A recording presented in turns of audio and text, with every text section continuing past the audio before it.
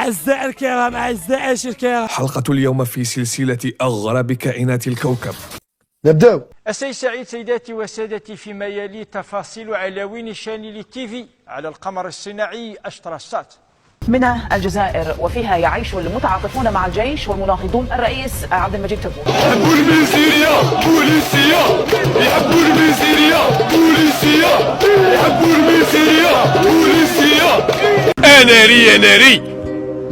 أنا ري خوتي هذه سجلوها الله يستركم، يرحم بابا كاش واحد يتبرع يسجلها لنا خوتي هذه ويبارطاجيها، بالك تبارطاجيها في تيك توك. بناتج محلي إجمالي تجاوز 266 مليار دولار، تغتني الجزائر صدارة أغنى البلدان الإفريقية للعام الجاري.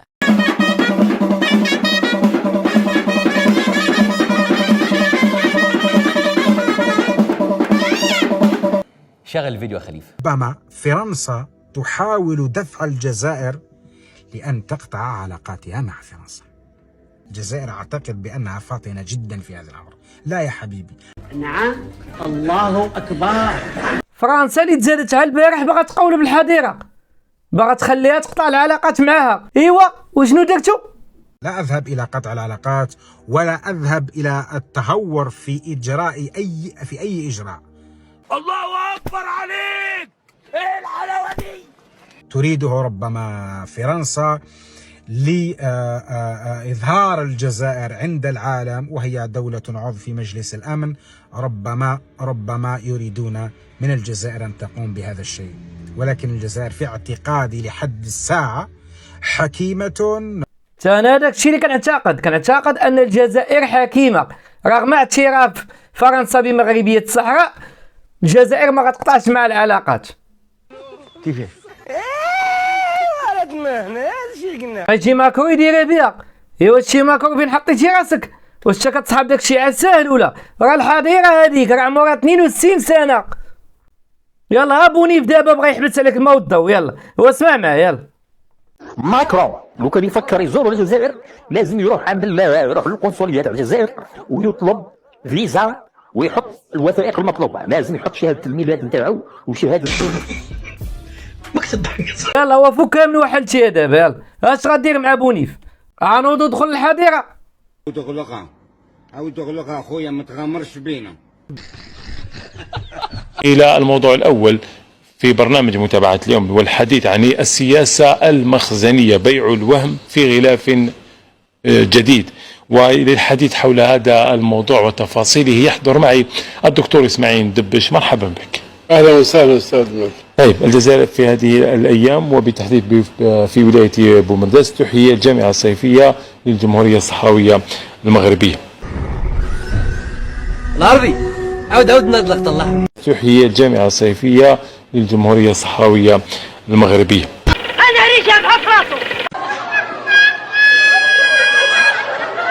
طولت شادة مدوخة هاد الأيام الإخوان، عاد أيام هادي شادة مدوخة سبحان الله العظيم. ما عرفتش السبب شنو هو. والله ما عرفنا السبب والله. أنا كيبان لي هادي عرقسات ديك المذبوح، ساعتهم قربات.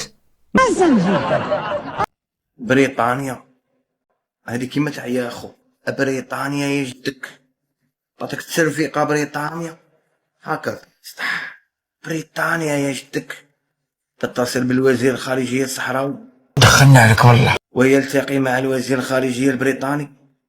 بريطانيا وناري على كذاب، وناري على كذاب، وناري على كذاب. شو الكذوب شو الكذوب شو بريطانيا نعم. سي بريطانيا سي قلب العالم. تحياتي. بريطانيا المجرب. وزير في الخارجيه ديال بريطانيا دار هادشي هذا، وبريطانيا ما فراساش، الصحافه العالميه ما فراساش. انت يا بو راس لي فراسك. هادي ما تكون هذيك المسخوطه ديالنا هو البريطانيه اللي حرشتهم. ولا شدخلني الله تحبه.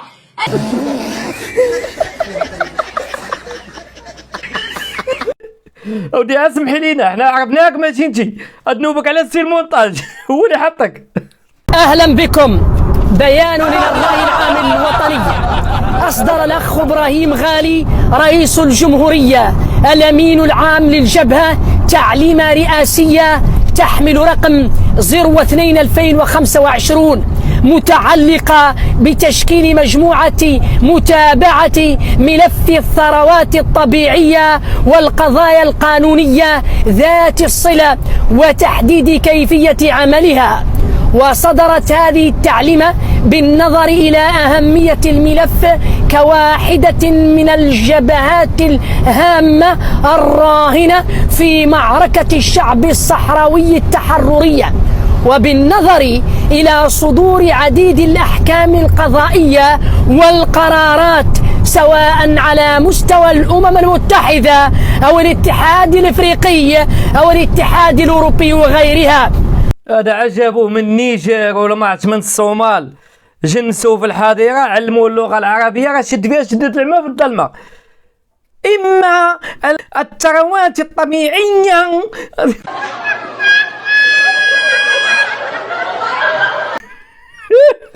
خاف تهرب لي دابا، راه يبدا يدوي شوية بالحسانية، غتهرب لي اللغة العربية وها المشكل. اي جزائري باش نتفاهموا، اي جزائري ترفض التاشيره تاعو في الساعات القادمه، باسكو راح تكون تبدا حالات الرفض وحالات الطرد وحالات سحب بطاقات الاقامه وحالات اعتقال المهاجرين غير الشرعيين، وربما تذهب الى حلول واحده اخرى. لازمك تعرف بانه السبب هو مغربيه الصحراء.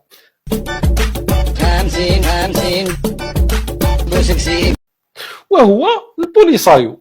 شوفي بنزاره كي من سنوات يقول لكم قضيه الصحراء هذه راح تدخلنا في حيط، رغم اموال الشعب الجزائري منذ 50 سنه راحوا في قضيه خاسره وراهي راح تجرنا للتهلكه. عامين المخزن كذا، هذه قضيه ما تعنيناش وما تعنيكش. دابا اليوم كي تقول لك ماماك فرنسا التاشيره ما كانش، راك على بالك السبب الصحراء المغربيه. حسبي الله ونعم الوكيل، حسبي الله ونعم الوكيل، حسبي الله ونعم الوكيل، حسبي الله ونعم الوكيل. باسكو النظام الجزائري دار ازمه كبرى، هما رايحين يخلصوا، ودرك نقول لكم كيفاش راح يخلص النظام الجزائري. بصح الشعب الجزائري ثاني راح يخلص. عندك الوالده الكريمه حابه تجي تعالج في فرنسا، عندها مرض مستعصي ما تدخلش لفرنسا. انت حاب تداوي ما تدخلش، حاب تاشيره لفرنسا ما تديش، تجي تهاجر لفرنسا يطردوك. وراح يستهدفوا الجزائريين بشكل خاص، والناس اللي عندهم هنا اي حالات ولا كيصبح الخير الجزائري، كيصبح الخير هز قشك وطير. اش هادشي سي عبد الغني؟ وروح كيما حبيبنا عماد تانتا هز لهم البيبي وبدا ترضع في البيبي تاعك. شمية راه قال واحد الشيخ جزائري الله يذكره بخير، انتم بغيتوا تسمعوا الهضره ديالو. اسباب هلاك الجزائر الصحراء الغربيه. كيفاش؟ شعبكم شعب الصحراء.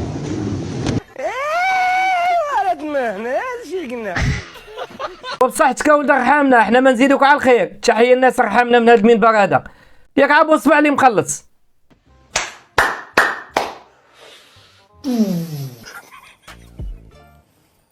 سي المونتاج راه لي نازلين السميه نشوفوا، راه شحال هادي ما شفنا، راه بغينا نضحكوا شويه.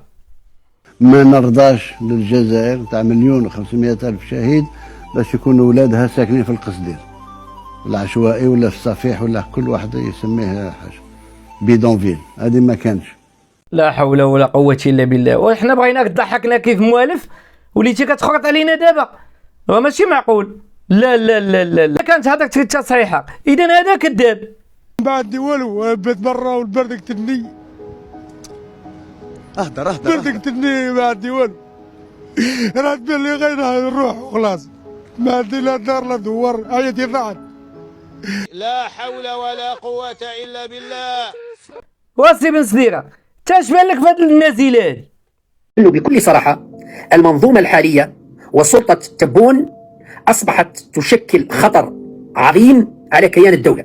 ما نسخاو به. تا فين غيجينا شي رئيس بحالو؟ قولوا لي دابا اخوتي المغاربه، قولوا لي فين غيجينا شي رئيس بحال زين السميه مضحكنا ومفوج علينا. حنا كنتمناو ليه عوده ثالثه ورابعه وخامسه. تيبقى بوبو صباع يمشي حفيان. يا ربي عليك يا ربي. دابا سي المونتاج ارى لينا شي ميزان يكون فاعل تشارك باللعابات اللباس التقليدي ديال الحظيره، نشوفو كي غيطلع.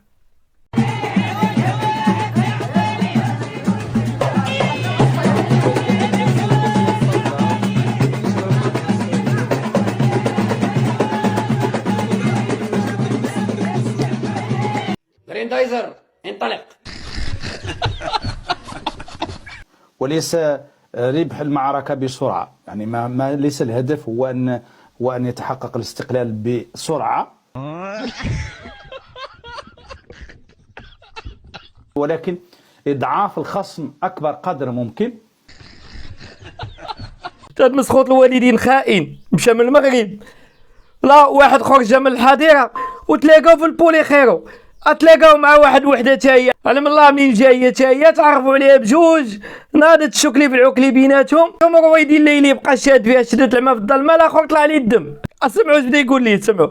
كون جات عنده قيمه، كون البولي خاري راهي عرضاته وبعثت له دعوه باش يحضر الى الجامعه الصيفيه في بومرداس. المشكله راهو هنا، علاش؟ السؤال هو مطروح، علاش البوليخاريو او البوليزاريو سبحان الله علاش ما بعثوش دعوه الى الخريط الفرطاش السلحفات باش يحضر الى الجامعه الصيفيه بومرداس. عرض الأمة كل الإطارات الصحراوية راهي في بومرداس إلا الخريطي ما تفهموش هذه إلى حدنا هذا اليوم مزتم ما فهمتوش يا الشعب الغابي البوليخاريو. قلتش حاجة أنا بقى؟ الواقع هذا هو. هذا هو اللي كنا حاطينه في واحد الفيديو، مشى لجمهورية العجاج والقياطن وبدا كيتصور وكيقول لهم ها انتم شوفوا الطواليطات، ها انتم شوفوا الماء، ها انتم شوفوا هادي، انتم شوفوا هادي. ها هو تقلب عليهم دابا 180 درجة، والسبب كما قلت لكم وحده جايه من ادغال افريقيا. سير الناس خشيه. دابا شوفوا مع الاخوان واحد الفيديو غيبين لكم درجة ديال الاستغباء ديال الشعوب، سواء عند الهريسة سواء في الحظيرة. كاميرا خفية ديروها القيسوس. انا ما غاديش نحرق لكم المراحل، نخليكم نتوما تشوفوا وتحكموا بيديكم. لنا سالت الحلقه ديالنا، كان معكم خوكم محمد، السلام عليكم.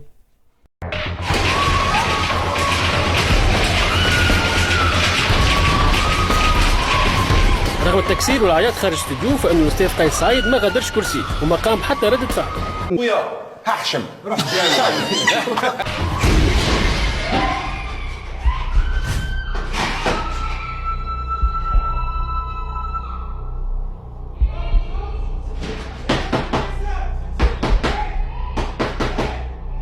غادي في الخسران حمادي.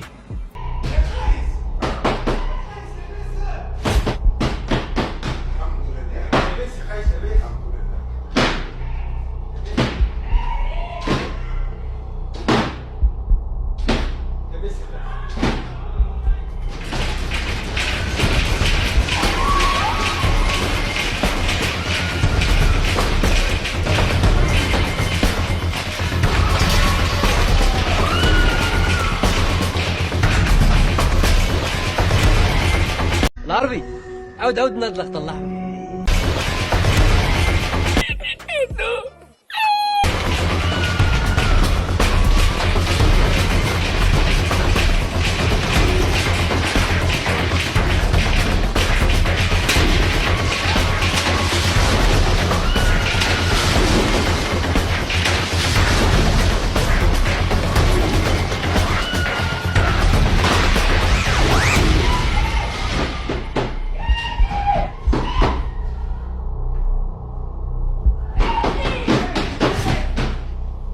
مع انتهاء الرجات لم ضيفنا وراكو وقام من بلاصته. قلنا نحطوا مسابين قدام الاستوديو، ثماش ما يتفاعل اخيرا ضيفنا ويظهر عليه الخوف.